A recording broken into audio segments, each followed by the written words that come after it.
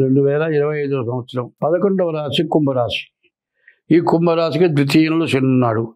ఈ కుంభరాశి కూడా చాలా నష్ట కష్టాల్లో ఉంది. మరి ఈ కుంభరాశికి బాకీలు ఉన్నాయి. బాకీలు తీర్చుకోవాల్సిన పరిస్థితి ఉంది. బాకీల వాళ్ళు బాగా ఇబ్బందులు పెడతారు. కానీ ద్వితీయంలో వచ్చిన శని ధనాధిపతి, ధనాన్ని రక్షిస్తాడు. కానీ 5 సంవత్సరాల కంటే ఇప్పుడు కష్టంగా ఉన్నట్టుంటుంది.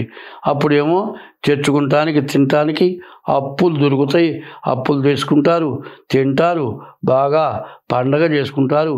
ఇప్పుడు ఉప్పు కారం వేసుకొని తిని అప్పులు తెచ్చాల్సి వచ్చేప్పటికల్లా ఎంతో కష్టంగా ఉంటుంది. వర్షం వచ్చినప్పుడేమో చాలా కష్టంగా ఉంటుంది. వర్షంలో తడవలేము. ఎండలో మాత్రం బాగా తిరుగుతాం. ఎండలో తిరిగితే వడదెబ్బ దగ్గర చస్తాం, పడతాం, ప్రాణం పోతుందేమో కూడా తెలియదు. వర్షం మంచి దాంట్లో మనం నిలబడలేము. అట్లాగే చెడు టైంలో, మంచి టైంలో, చెడు టైంలో అప్పులు పుట్టినాయి. తెచ్చుకున్నాం, తిన్నాం. అప్పు తీర్చడానికి మనకు శక్తి ఉందా లేదా? ఇంత అప్పు చేస్తే ఎట్లా తీరుస్తాం? ఇచ్చాడు, తెచ్చుకున్నాం, తిందాం. ఓ ధర్మం ఉంది.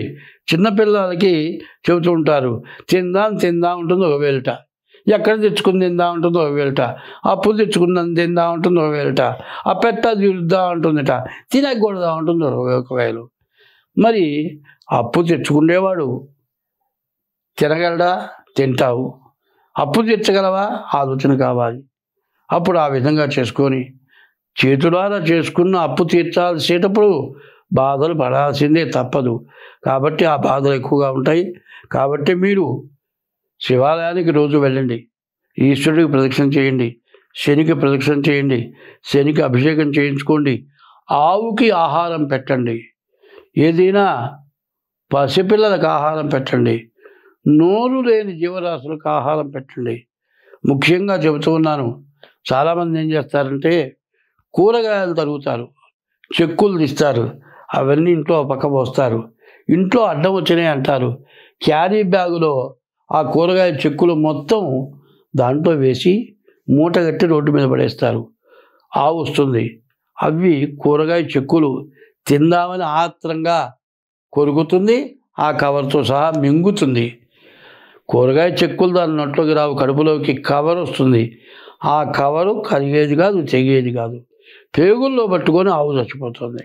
మరి ఈ పని ఆవుని చంపిన వాళ్ళు అవుతున్నారు. ఇది ఎవరన్నా ఆలోచిస్తున్నారా? అట్టా చేసే బదులు 4 ఇళ్ళు కలిసి ఒక డబ్బా పెట్టండి. ఆ కూరగాయలు తరిగిన చెక్కులు ఆ డబ్బాలో పడేయండి. ఒక ఆయేజీ రాసైనా తింటుంది. అది మంచి పనా? క్యారీ బ్యాగులో మూట కట్టి పడేయటం మంచి పనా? క్యారీ బ్యాగులు తేరగా వచ్చినాయి. ఈ క్యారీ బ్యాగులు వాడొద్దు, దీనివల్ల అపకారం జరుగుతుంది అని చెబితే నేను జరుగుతున్నది క్లియర్గా చెబుతూ ఉన్నా. దీనివల్ల చాలా ఇబ్బందులు కలుగుతున్నాయి. ఏమంటే బాగా వేడిగా టీ కవర్లో పోసిస్తాడు. ఆ కవర్తో ఇంటికి తెచ్చుకుంటారు. ఆ టీ గ్లాసులో పోసుకుంటూ ఉంటే కూడా వేడిగా ఉంటుంది. ఈ ప్లాస్టిక్ కరిగి ఈ టీలోకి వస్తుంది. ఆ ప్లాస్టిక్ మనం తింటూ ఉంటే ఆ ప్లాస్టిక్ కడుపులో పోవటం వల్ల క్యాన్సర్ రోగాలు వస్తున్నాయి. అందువల్ల ప్లాస్టిక్ నిషేధం అని చెప్పింది. పెద్దవాళ్ళంతా చెబుతూ ఉన్నారు.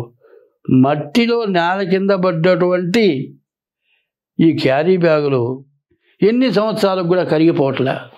కాబట్టి ఈ క్యారీ బ్యాగుల వాడకం మానేయాలి. బయట ఈ చెక్కులు పడేయటం ఇట్లా చేయొద్దు. జీవరాశులకు అపకారం చేయొద్దు. ఒక్క జీవరాశిని మీరు క్యారీ బ్యాగు ద్వారా చంపి ఉంటే మీరు పడే నరకం, మీ కుటుంబం పడే నరకం ఎవ్వరు పడరు. అది మాత్రం గుర్తుపెట్టుకోండి. ఇది బాగా గుర్తుపెట్టుకొని ఇటువంటి పని ఎప్పుడు చేయొద్దు. ఈ పని ఒకవేళ చేసి ఉంటే, తప్పు చేశామని మనస్సులో మీకుంటే, ఇక ఆ పని చేయకపోతే అంతకుముందు మీరు చేసిన పాపం మీకు అంటదు. స్వస్తి.